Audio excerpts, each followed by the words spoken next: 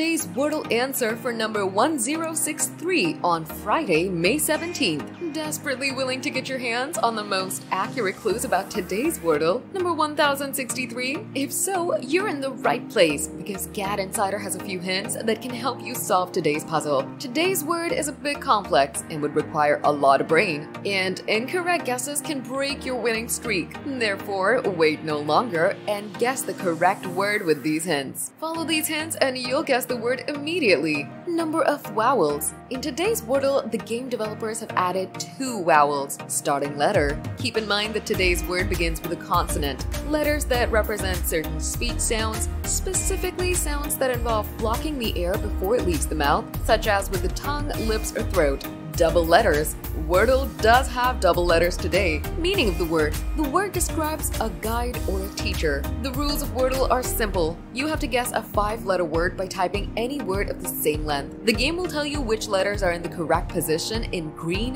which letters are in the word but not in the right position in yellow, and which letters are not in the word at all in gray. You have to use this feedback to narrow down your guesses and find the hidden word. Spoiler alert! Today's Wordle answer for number 1063 on Friday, May 17th is Tutor, tutor.